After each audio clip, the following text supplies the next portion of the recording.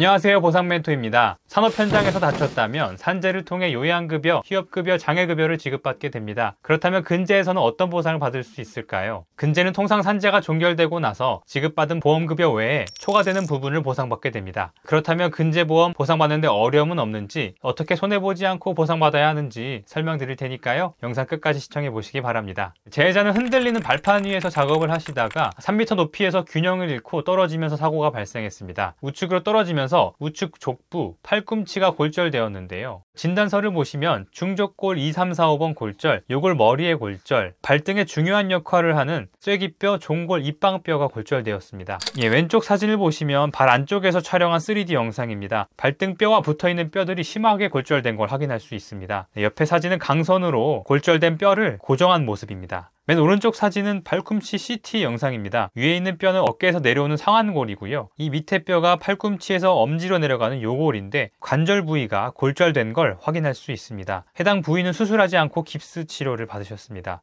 치료가 종결됐지만 발가락의 운동장애, 발등의 리스프란 관절 부위가 손상되면서 걷기만 해도 통증이 발생하는 후유장애가 남았습니다. 그리고 팔꿈치의 경우에도 운동장애가 남았고요. 관절 부위가 골절되면서 불안정성과 통증이 잔존했습니다. 산재에서 장애평가를 받은 결과 발가락의 운동장애는 11급으로 팔꿈치의 경우 관절면 손상으로 인해서 12급으로 평가받았습니다. 병합장애이기 때문에 11급에서 한 등급 상향된 10급으로 4,500만 원의 장애급여를 지급받으셨습니다. 족부와 팔꿈치 모두 장애를 인정받았기 때문에 더 받을 게 뭐가 있을까 궁금하실 텐데요. 근제보험과 산재보험은 후유장애 평가 방식, 손해액 산정 방식이 다르기 때문에 여러가지 경우에 따라서 산재에서 받은 보상보다 손해액이 높게 산정될 수 있습니다. 먼저 근제보험 방식으로 후유장애 평가를 받으셨습니다. 장애평가 결과 팔꿈치의 경우 27%, 족부의 경우 8%의 노동력 상실률 평가되었고요. 영구장애에 해당한다는 소견입니다. 근제는 산재처럼 장애 등급을 평가하는 것이 아니고 노동력 상실률과 장애기간을 평가해서 손해액을 산정합니다. 산재에서 지급받지 못한 위자료와 후유장애 손해액을 산정해보니 초과 손해가 1억 정도 산정됐습니다. 보험사에서는 어떻게 평가했을까요?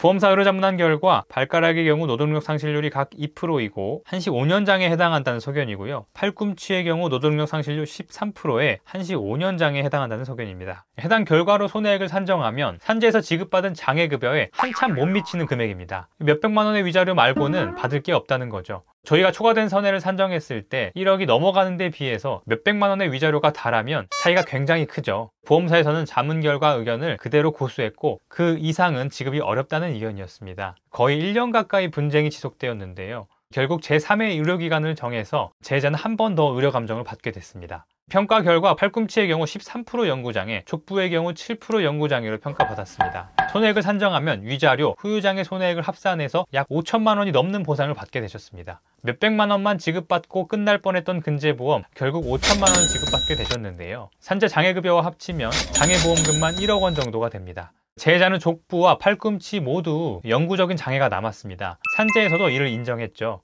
하지만 보험사는 한시장애라며 영구장애를 부정했습니다. 이렇게 하나의 사례를 두고 의사마다 의견이 많이 다르죠. 후유장애라는 게 생각보다 굉장히 복잡하다는 걸 알 수 있습니다. 이번 사례에서 알 수 있듯 근제보험 최대한 보상 받으려면 후유장애를 제대로 인정받아야 합니다. 그렇지 못하면 이번 사례처럼 산재에서 장애를 인정받았다 하더라도 소액의 위자료만 받고 끝나게 될 수 있는 겁니다. 이번 영상 시청하신 분들께서는 보상을 못 받는 일이 없도록 좋은 전문가를 만나셔서 근제보험 보상 잘 받으시길 바라겠습니다. 이 영상 끝까지 시청해 주셔서 감사드리고요. 저는 다음 영상에서 뵙겠습니다. 감사합니다.